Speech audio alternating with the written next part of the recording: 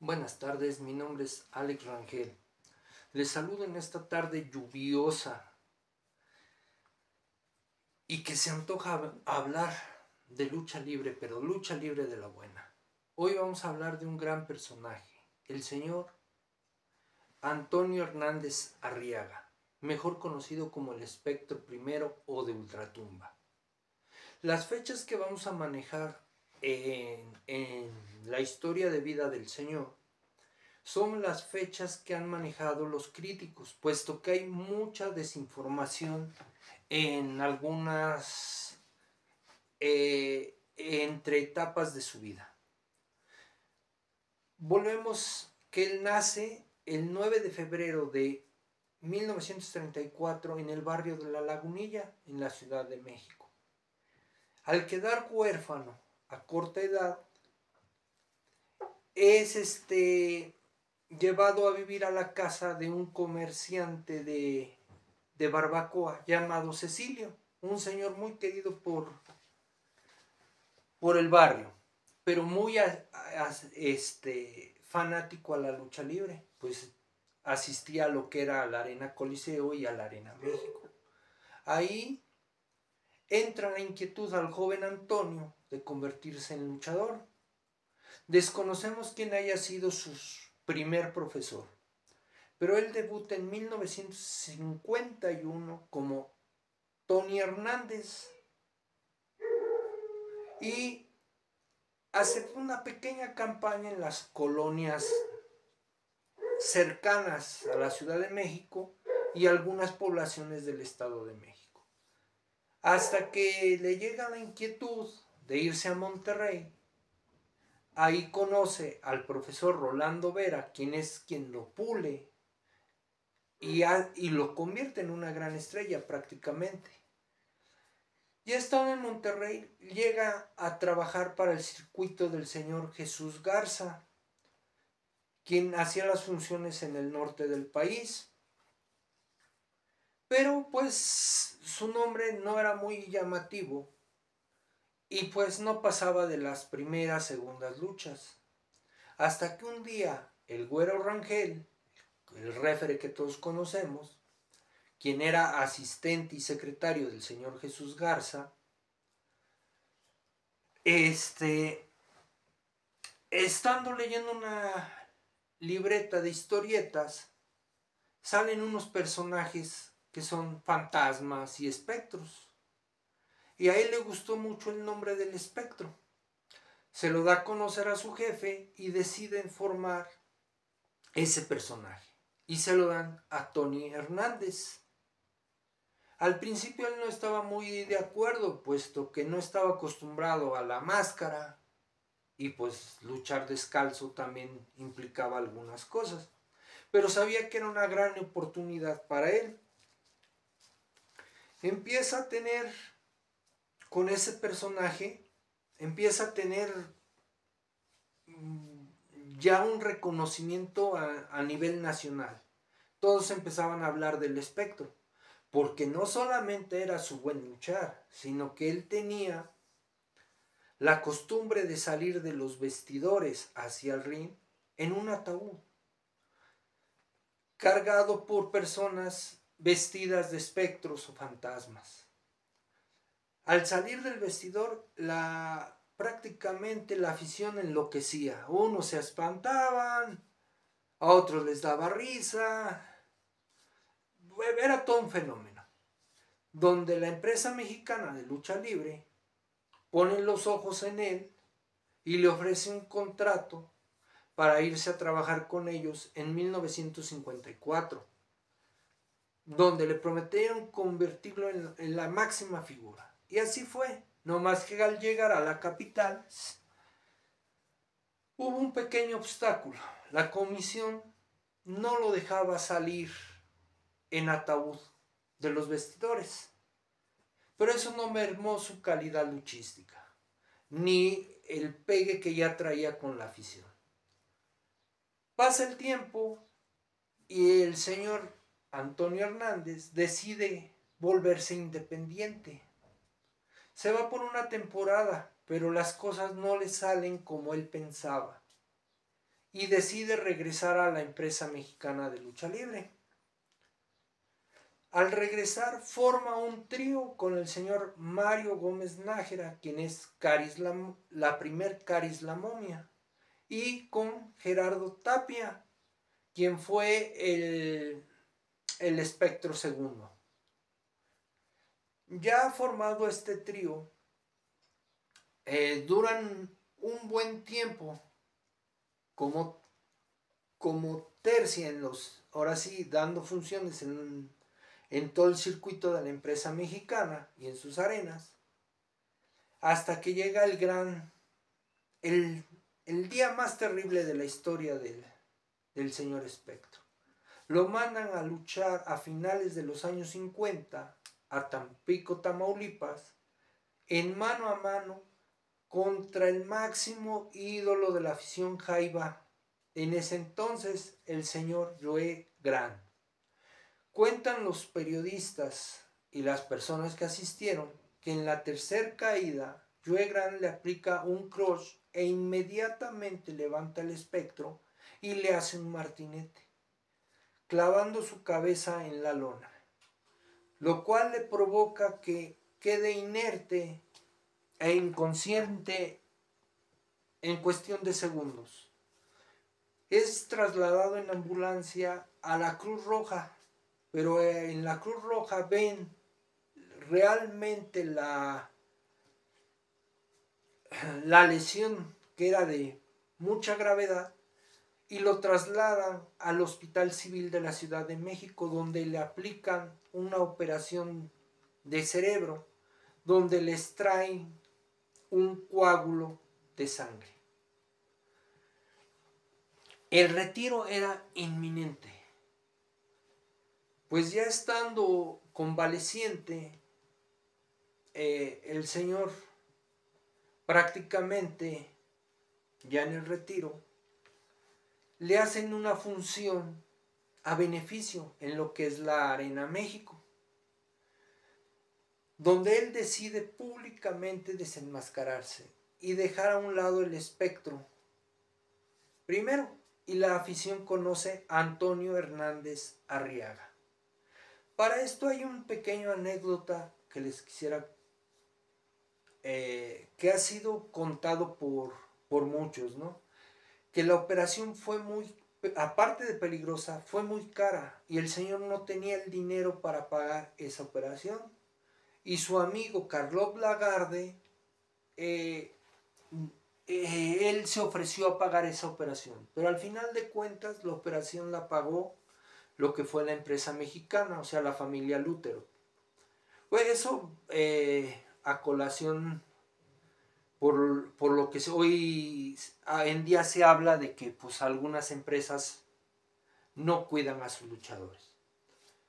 El señor Hernández, prácticamente ya retirado, le vuelve a entrar la cosquillita y en 1962 reaparece. Pero ¿cuál fue su sorpresa?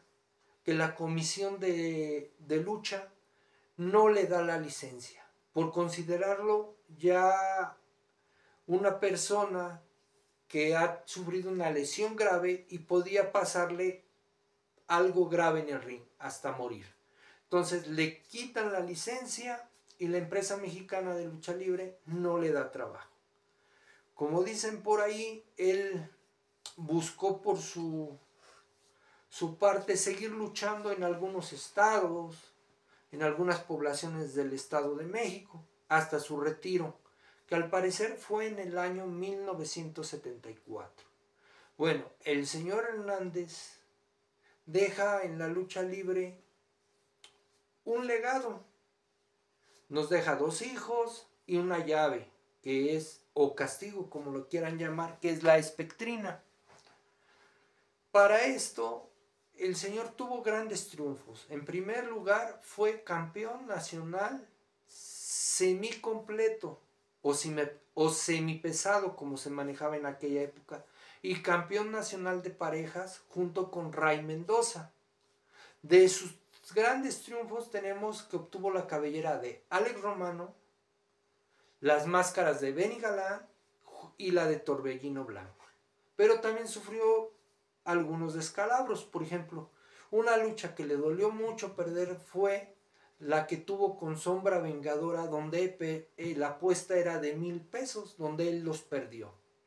Igualmente perdió la cabellera con Huracán Ramírez. Ya en el retiro total, decide enseñarle lucha libre a unos jóvenes que después se convierten en grandes estrellas y empieza a dar clases en los gimnasios. Ahí surgen Fuerza Guerrera, los Clímax 1 y 2, su sobrino Antonio Peña, quien fuera el primer Espectro Junior y director y creador de AAA. Al igual que le dio clases a Elías Piceno, el actual Espectro Junior. Y a sus hijos, quien fueron conocidos en AAA, donde lograron sus máximos logros fueron en AAA. Su hijo Arturo, conocido como el Picudo, anteriormente en la empresa mexicana de lucha libre, fue el primer Winners antes de Andrés Palomeque, quien fue conocido como Abismo Negro después. Con Arturo hay una de las curiosidades más grandes que a veces uno no puede entender. Arturo nace un 3 de agosto de 1967 y fallece un 3 de agosto de el 2018. Mismo día que nace de su cumpleaños, mismo día de aniversario luctuoso. Con su hermano Antonio las cosas fueron diferentes. Aunque él nos dejó en este mundo en el 2024, él en la empresa mexicana de lucha libre logró tener un buen lugar, formando uno de los mejores tríos que habían en esa época, que era la Plaga del Ring, integrada por Américo Roca, quien era Ponzoña, Marabunta y el joven Antonio, que era Enjambre. Ya en AAA le dieron el nombre del Hijo del Espectro y posteriormente Silvercat. El señor Antonio Hernández, ya retirado, se dedicaba al negocio de la pollería, donde se lo inculcó a sus hijos. Ya en la última etapa de su vida, el señor era una persona muy seria y hogareña. Solamente contaba con 2 vicios: un buen café y un buen tabaco. Lamentablemente fallece un 13 de octubre de 1993. Y ahí se acaba una de las historias más bonitas de la lucha libre. Un gran personaje que hoy ha sido explotado por luchadores originales, por piratas, pero es un hombre que nunca ha dejado de estar en el ambiente. A pesar de que han pasado más de 60 años del inicio de este personaje, o 70, sigue vigente. Hay espectros por todos lados. Bueno, otro programa que me gustaría comentar fue una función de aniversario. El 50 aniversario de la Arena Coliseo. Esto fue el 4 de abril de 1993. Y lo llamaremos como un aniversario gris. ¿Por qué? Por muchas situaciones que ahorita vamos a platicar. Pero antes, la función iba a ser una campal de 18 máscaras en juego con un perdedor. Llamaba mucho la atención, un magno evento por la calidad de los luchadores que iban a estar.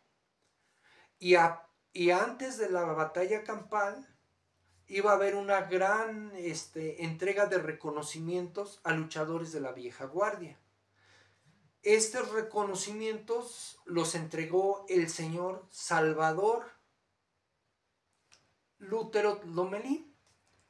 Y entre los que recibieron estos reconocimientos fue Ray Mendoza, Blue Demon, Enrique Llanes, Adolfo y Bobby Bonales,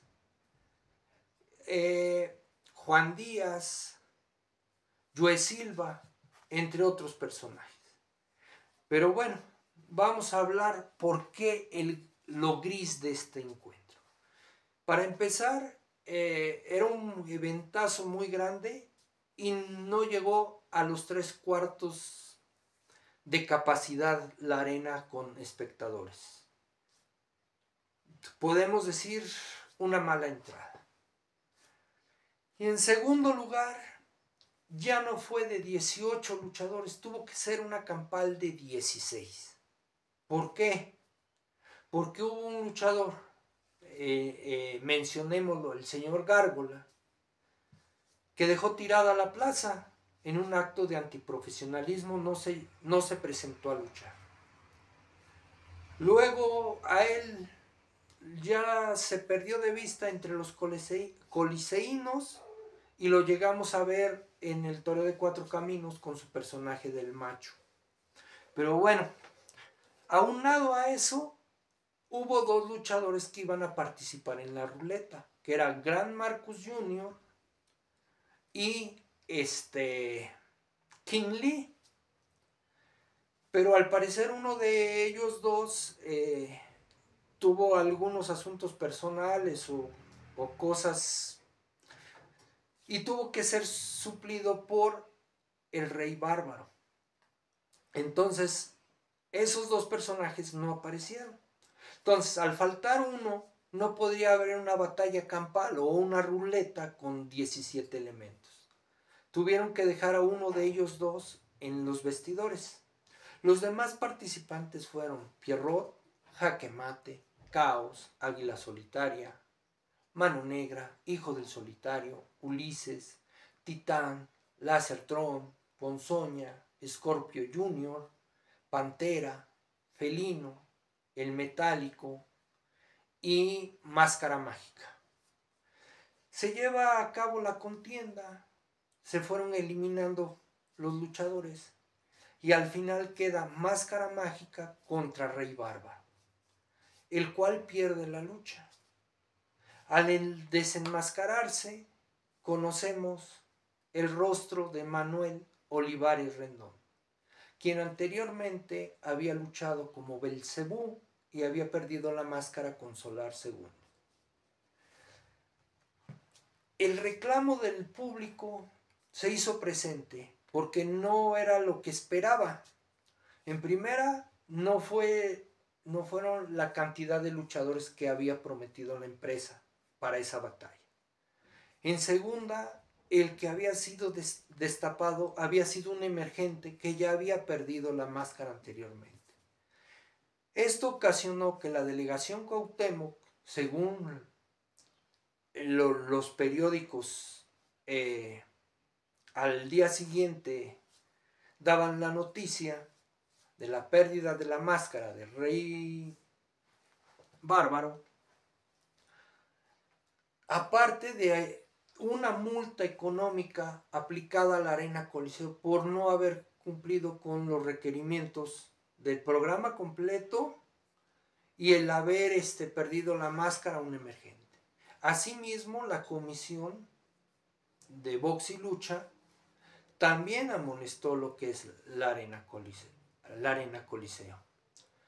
Para esto, no hay que decirlo, yo creo que el señor Salvador Lútero Lomelí pasó el coraje de su vida al ver una función parchada, con una asistencia que no era la que se esperaba por la calidad de programa y por la gran multa que tuvo que pagar.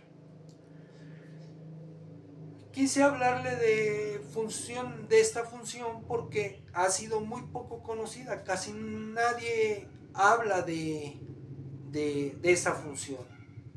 Pero como les digo, hubo buenos luchadores como el Pantera, el Felino, Metálico y varios más. Pues yo me despido agradeciéndoles su atención y esperando que si les gustó esta breve plática que tuvimos, nos regalen un like y una suscripción, ya que pues a lo mejor a ustedes no les cuesta nada y a mí me puede ser que me ayude de mucho. De antemano les agradezco y me despido de ustedes. Alex Rangel, y un saludo a mis compañeros de Prolucha. Hay que seguir echándole ganas y seguir adelante. Gracias.